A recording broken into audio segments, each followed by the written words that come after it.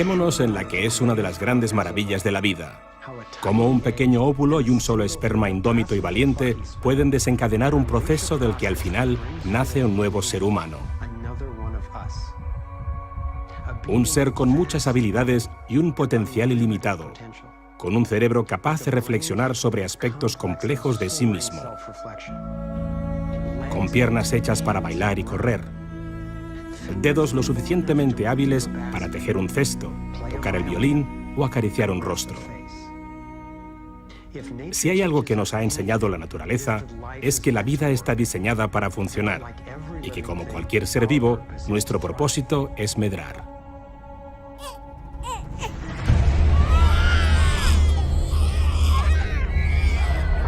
Pero a pesar de ello, para la mayoría de la gente de este planeta, la vida no consiste en medrar, sino en sobrevivir, en intentar aguantar.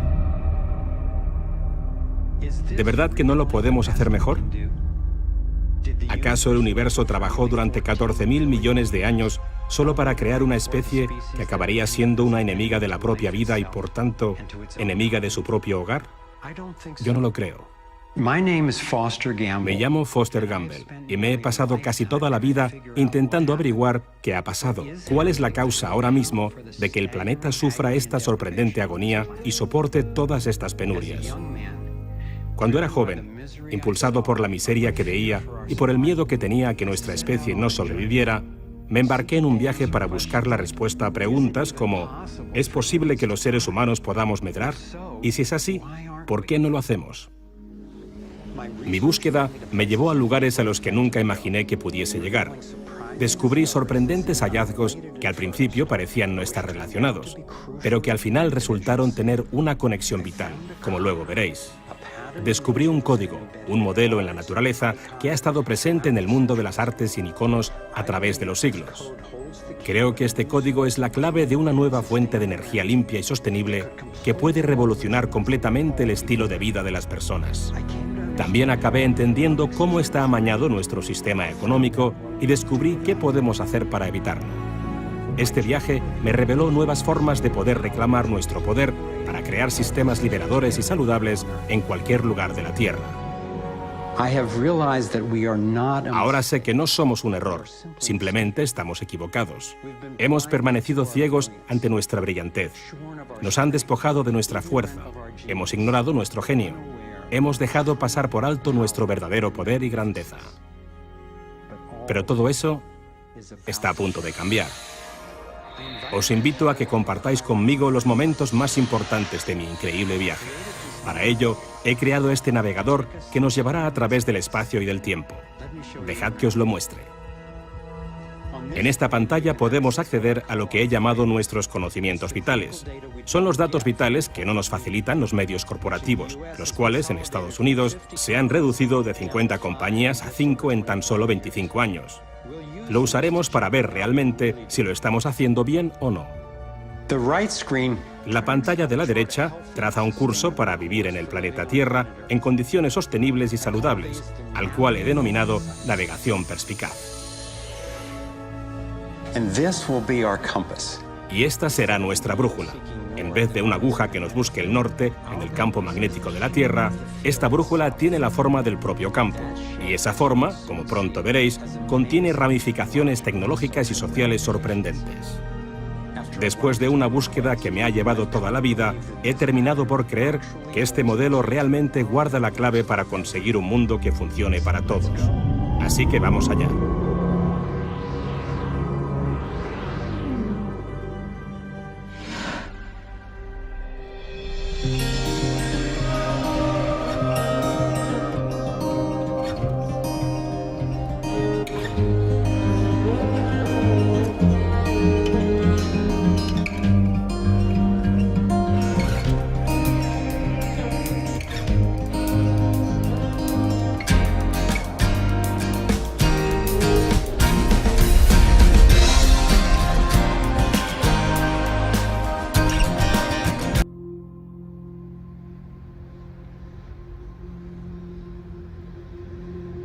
Por muy difícil que me resultase, he llegado a una conclusión inexorable y profundamente perturbadora. Creo que una élite de personas, junto con las compañías que dirigen, han conseguido controlar no solo nuestra energía, el suministro de alimentos, la educación y la sanidad, sino cada una de las facetas de nuestra vida. Y lo hacen controlando el mundo de las finanzas, pero no crean más valor, sino que en realidad controlan la fuente del dinero.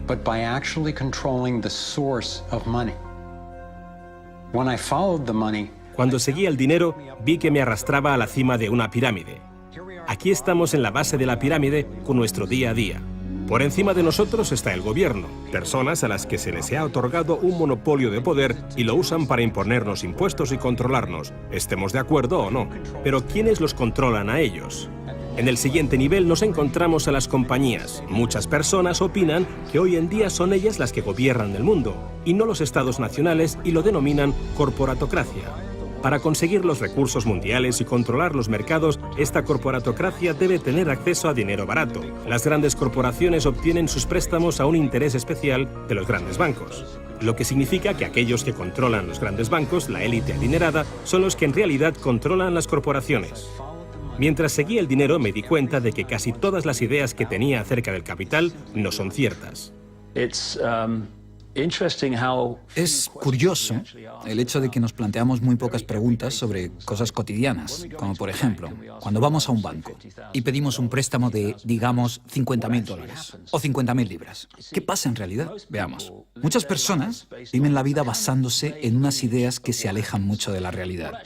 Lo que en realidad pasa es que si pides 50.000 libras, escriben que en tu cuenta hay 50.000 libras. Eso es todo lo que hacen. No acuñan monedas ni imprimen billetes. No recurren a ningún metal precioso. Simplemente escriben en una pantalla de ordenador que tu cuenta tiene 50.000 libras. Desde ese momento, empiezas a pagar intereses sobre una cantidad de dinero que nunca ha existido, que no existe y que no existirá.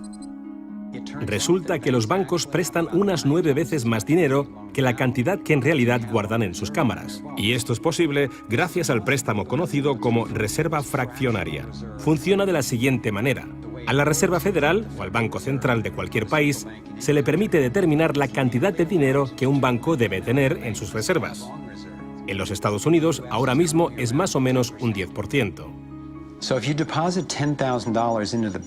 Así que si depositas $10.000 en el banco separa el 10%, es decir, $1.000, y luego opera en el mercado con el resto. Por ejemplo, ahora llega otra persona al banco y pide un préstamo de $9.000 para comprarse un coche.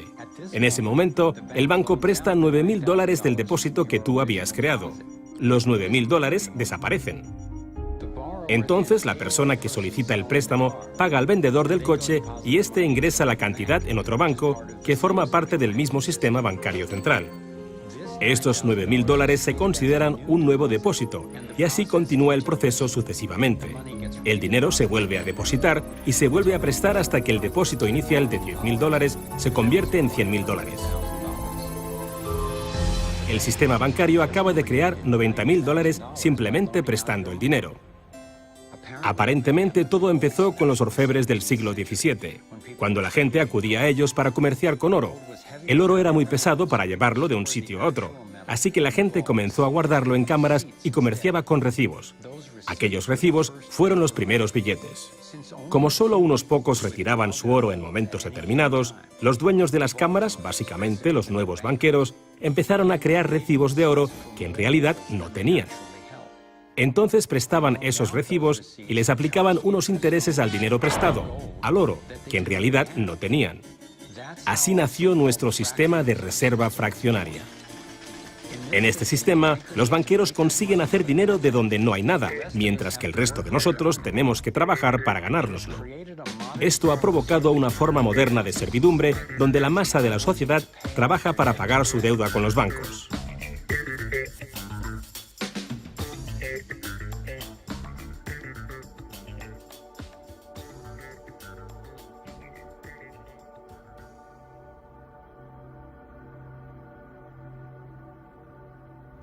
Bajo este esquema de reserva fraccionaria, inevitablemente nos hemos convertido en esclavos de la deuda de una élite financiera que nos gobierna.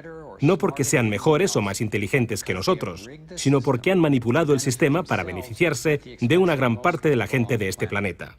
Catherine Austin Fitts es experta en este tema. Fue ayudante del Departamento de Vivienda y Desarrollo Urbano de Estados Unidos bajo el mandato del presidente George Bush Sr. y luego asesora de la administración de Clinton. Imaginemos el juego del Monopoly. Ahora quieres comprar el Paseo del Prado. Lo que puedo hacer continuamente es imprimir dinero, darme más y más dinero, disminuir el valor de tu moneda al imprimir cada vez más. Da igual lo duro que estés trabajando o el éxito que tengas. Al final, siempre te puedo comprar y no me cuesta nada. Pero ¿cómo se explica que si vosotros o yo mismo fabricamos billetes, se nos acuse de falsificación? Pero si lo hacen los bancos, entonces sea un incremento de la masa monetaria. ¿Cómo han conseguido los bancos este poder? Esto es Jekyll Island, donde en 1910, representantes de los Rockefeller, los Rothschild, los Morgan y otros banqueros privados se reunieron en secreto para preparar la legislación que crearía la Reserva Federal. Ed Griffin se encargó literalmente de escribir un libro sobre lo que pasó en Jekyll Island. Los bancos centrales son como carteles bancarios, quienes se han asociado con los respectivos gobiernos de los países donde operan y se les ha otorgado un poder monopolístico sobre la creación del suministro monetario del país. Eso fue lo que los políticos les ofrecieron como regalo, se podría decir, a cambio de la asociación.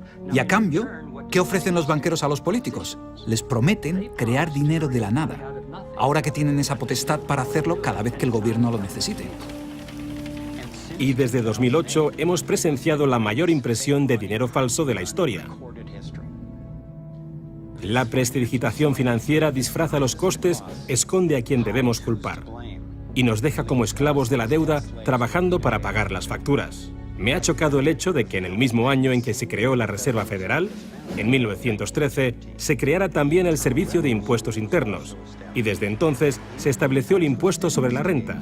Así que todos nosotros tenemos que pagar la deuda de los políticos con intereses a los banqueros.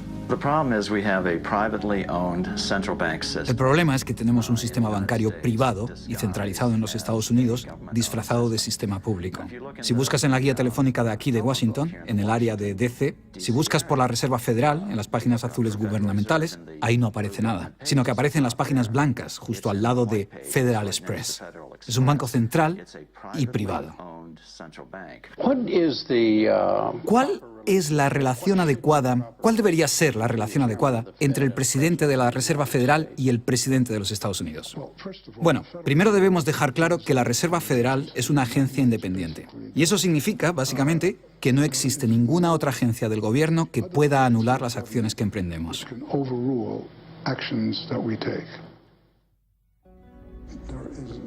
Que no existe ninguna otra agencia del gobierno que pueda anular las acciones que emprendemos. Tenemos un banco privado que imprime dinero en beneficio del Tesoro. La Reserva Federal imprime dinero en un sistema basado en la deuda, que crea escasez, pero coloca a un grupo de privilegiados en una posición en la que tienen acceso a todos los datos sobre la economía, mientras que nosotros continuamos en la ignorancia. Así que tenemos a un pequeño grupo de banqueros que entienden los datos de cómo funciona el dinero en la economía y se les proporciona la habilidad de imprimir dinero de manera que se sigue protegiendo a los privilegiados mientras que el resto nos hundimos. Catherine hizo la prueba de comparar una economía sana con un toroide vibrante, equilibrado, que fluye libremente y que se autoenergiza, en contraposición con lo que está pasando actualmente en nuestra economía. Tenemos un sistema muy dinámico que intenta optimizarse, pero en el centro se entrelaza con una solitaria. La solitaria actúa en el cuerpo inyectando una sustancia química que hace que te apetezcan las sustancias que le resultan beneficiosas a ella y que para ti son perjudiciales. Tienes un parásito que te manipula y que se alimenta a costa del organismo.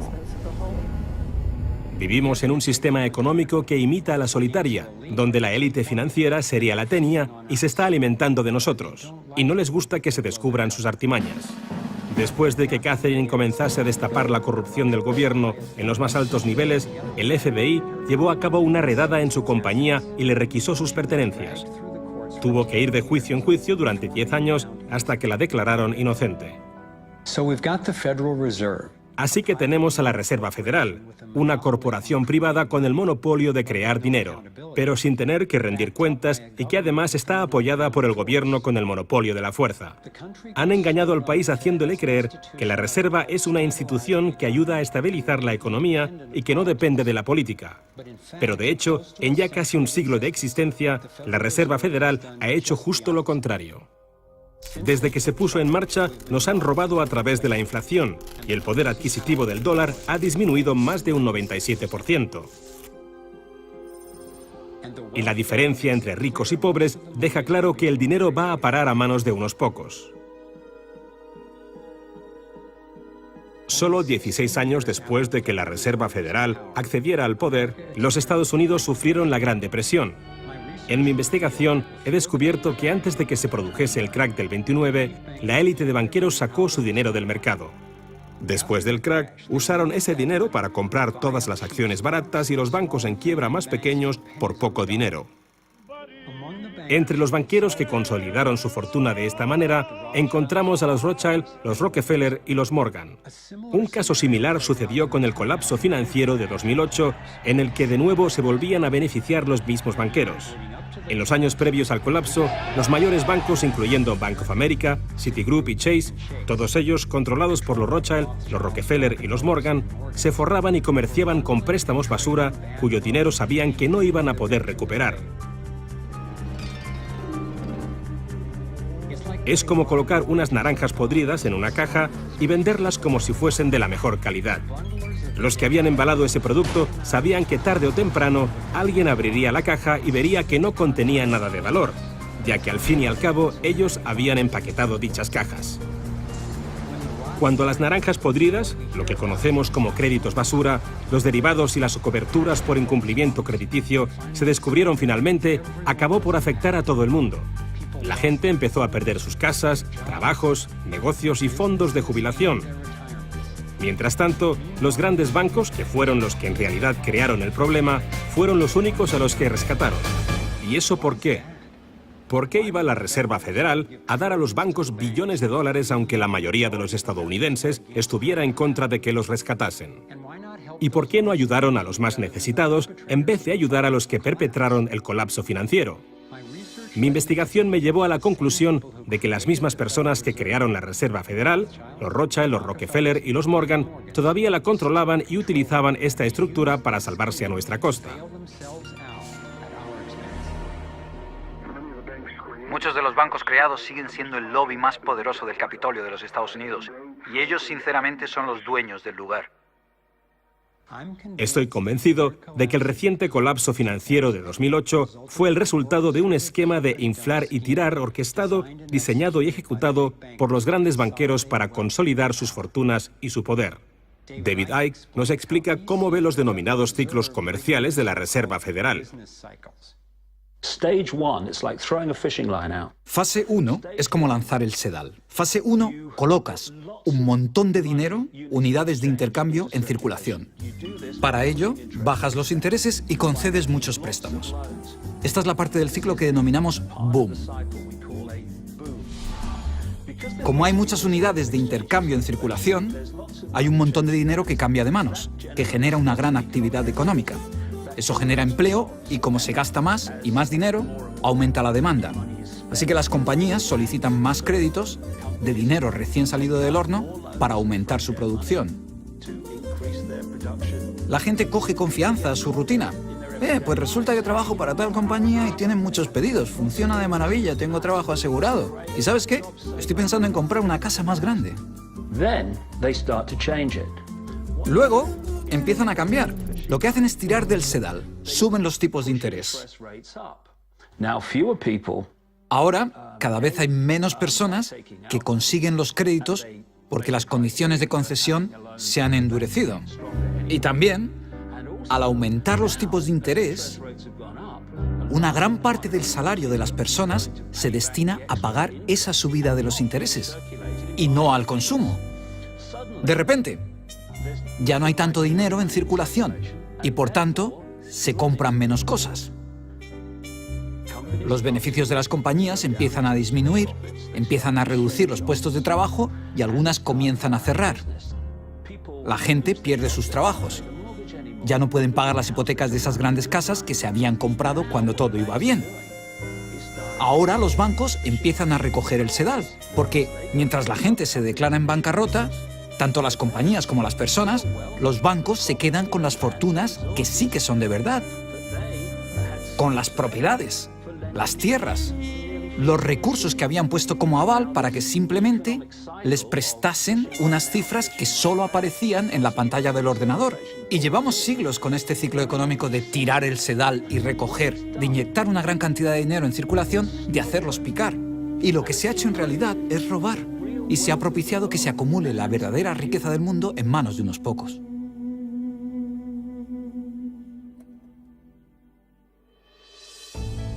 A nivel internacional, los bancos centrales utilizan el Banco Mundial y el Fondo Monetario Internacional para hacer más dinero mientras explotan los recursos de aquellos países a los que les prestan dinero y con este proceso acaban llevándolos a la bancarrota.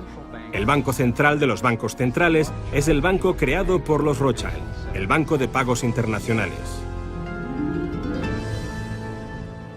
La élite se está posicionando para controlar el acceso a prácticamente todo lo que necesitamos para sobrevivir. Da igual a qué parte del mundo vayas, porque el dinero está controlado por el sistema bancario. Ellos deciden si la gente come o no come. ¿Quién se convierte en multimillonario y quién sobrevive con menos de $1 al día? El que controla el dinero, controla el mundo. Y muy pocas personas controlan el dinero.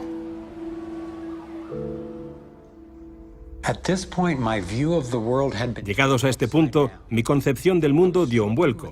Empecé a enfrentarme al hecho de que el fracaso y el sufrimiento de muchos es en realidad el éxito y realización de unos pocos, la élite de los banqueros que ha engañado al mundo y a los que se les ha permitido crear dinero. Todos ellos ya son dueños de vastas fortunas. Entonces, ¿cuál es su finalidad? ¿Cuáles son sus objetivos?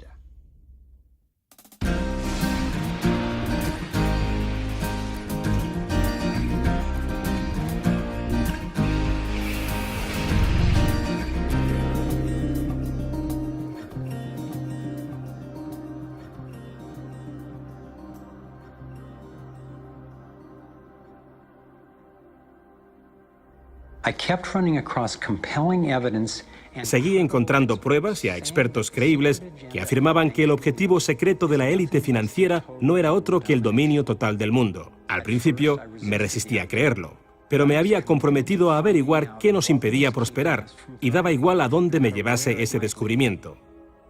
Una noche me desperté a las 3 de la madrugada con una pregunta que me inquietaba. Si este pequeño grupo quería dominar el mundo entero, ¿qué necesitarían controlar para conseguirlo? Salté de la cama y empecé a hacer una lista. Lo primero y lo más importante es que tienen que controlar el dinero. Y eso ya lo hacen. Controlar el dinero les permite controlar el resto de las cosas. Necesitan controlar la energía y eso también lo hacen. También controlan la agricultura a gran escala y el comercio mundial. Están comprando todos los suministros de agua de todo el mundo. Se han metido a la sanidad en el bolsillo e intentan acabar con las alternativas naturales. Tienen que controlar la información a la que tenemos acceso y nuestra reacción ante tal información. En Estados Unidos, Internet, nuestra mayor herramienta de comunicación y la base de la organización, hoy en día no está controlada o censurada. Pero esto está sufriendo ataques desde muchos puntos. Gobiernos, corporaciones y las Naciones Unidas intentan conseguir el control. Para un dominio total, se debe controlar la disconformidad. Tienen que arrebatarnos nuestros derechos, espiar a ciudadanos de a pie y seguirnos en todas las facetas de la vida. Mientras amanecía, sabía que una poderosa élite lo tenía prácticamente todo preparado para gobernar el mundo, y con miedo me di cuenta de que Gran Hermano no se acerca, sino que ya está aquí. Ya estamos metidos en Matrix. Pero ¿cómo salimos? Fui consciente de que necesitaba descubrir cuáles eran sus estructuras de poder y cómo funcionaban. Un grupo relativamente pequeño de familias, especialmente los Rothschild, los Rockefeller, los Morgan y los Carnegie, junto con los Harriman, los Schiff y los Warburg, han dirigido la élite en Occidente durante generaciones. Con esto no quiero decir que todos los integrantes de estas familias sean conscientes o participen en los planes de dominio del mundo. Sin embargo, estoy convencido de que los cabezas de familia de estas dinastías controlan los intereses corporativos y financieros que llevan a cabo el fatídico esquema que está destrozando tantísimas vidas. Se les ha puesto muchos nombres a aquellos que en secreto controlan el orden del día. Algunos informes filtrados confirman que se reúnen por todo el mundo a puerta cerrada para debatir sus intereses. Entonces, como un mecanismo de relojería, sus planes empiezan a aparecer en los medios de comunicación, finanzas, negocios, gobiernos y acciones militares. Está claro que no todos los que forman parte de estos grupos toman las decisiones. Hay una jerarquía de información y participación. Uno de los principales símbolos de esta élite de control es el ojo que todo lo ve. Aparece en el billete del dólar, en el sistema de vigilancia masiva estadounidense que en un principio se llamó Conocimiento Total de Información, en la agencia de inteligencia británica MI5 e incluso preside el complejo del Tribunal Superior de Justicia en Israel, diseñado y financiado en su totalidad por los Rothschild. Creo que han tomado la imponente imagen de la pirámide de Keops y su famoso remate metálico, pero lo han distorsionado con el mensaje de que representa a aquellos que están en la cima y que son capaces de controlar y seguir a todos aquellos que están por debajo. Pero esta información la han utilizado de manera perjudicial aquellos que quieren promover el antisemitismo. Erróneamente, califican estos objetivos de intereses judíos y continúan fomentando el racismo que acaba destruyendo tantísimas vidas. Dejemos las cosas claras. No se trata de objetivos judíos. Se ha documentado que los banqueros centrales incluso financiaron a ambos bandos de la Segunda Guerra Mundial, así como algunas corporaciones asociadas con las atrocidades de Hitler contra el pueblo judío. Como estas personas tienen más dinero del que necesitarán sus familias durante generaciones, y como también tienen el poder para crear el dinero, no creo que su objetivo final sea amasar una fortuna. Y si ya tienes todas las cosas materiales que puedes desear en la vida, ¿qué otra cosa puedes desear? Y para muchos la respuesta es poder, el poder mundial. Se convirtieron en una élite intelectual, empezaron a pensar que tenían un plan que era mucho mejor que cualquier otro plan. Pensaban que la libertad resultaba peligrosa. Si le das libertad a la gente, ¿sabes lo que pasa? Pues que probablemente no la usen con sentido común, como nosotros pensamos que deberían usarla. Somos más listos que ellos y por su propio bien debemos gobernarlos. Cuando por fin acepté la idea de una élite que nos gobierna y que planea dominar el mundo, empecé a escuchar a estas mismas personas hablar de manera más atrevida y en público sobre todo esto. Solo que ellos lo llamaban el nuevo orden mundial. Cuando tengamos éxito, y lo tendremos, tendremos una oportunidad real de conseguir este nuevo orden mundial. Se trata de un nuevo orden mundial con retos completamente diferentes. Se puede crear un nuevo orden mundial. Es una gran oportunidad.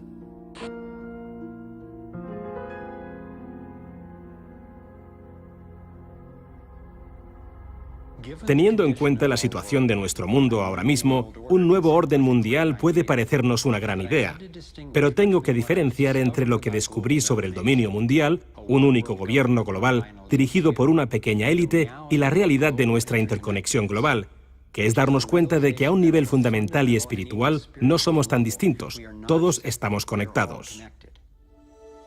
Pero los objetivos para el dominio del mundo sugieren todo lo contrario. Siguen la estrategia de divide y vencerás, para mantenernos enfrentados.